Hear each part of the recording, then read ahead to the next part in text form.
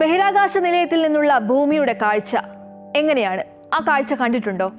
Indian ബഹിരാകാശ ചരിത്രത്തിൽ സുവർണ അധ്യായം എഴുതി ചേർക്കാൻ ഒരുങ്ങിയ ശുഭാംശു ശുക്ലയോട് രാകേഷ് ശർമ്മ പറഞ്ഞ വാക്കുകൾ ഇങ്ങനെയാണ്: കഴിയുന്നത്ര കാഴ്ചകൾ കാണുക.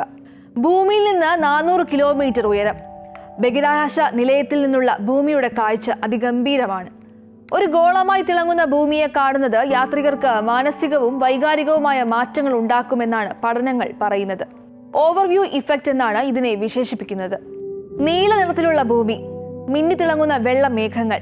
ഇനി രാത്രിയായാലോ പ്രകാശത്തിൽ കുളിച്ചു നിൽക്കുന്ന നഗരങ്ങൾ, അങ്ങനെ വിസ്മയ കാഴ്ചകൾ.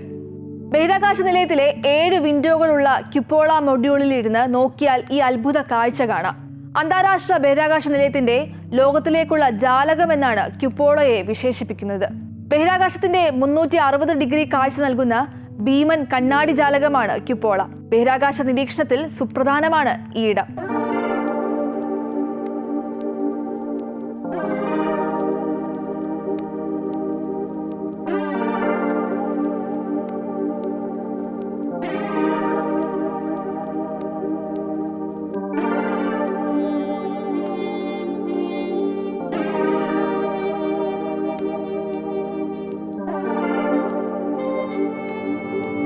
ഭൂമിയിൽ 24 മണിക്കൂറിൽ ഒരു സൂര്യോദയവും ഒരു അസ്തമയവുമാണ് നാം കാണുന്നത് എങ്കിൽ ബഹിരാകാശ നിലയത്തിലെ യാത്രികർക്ക് ഒരു ദിവസം 16 ഉദയവും 16 അസ്തമയവും കാണാം.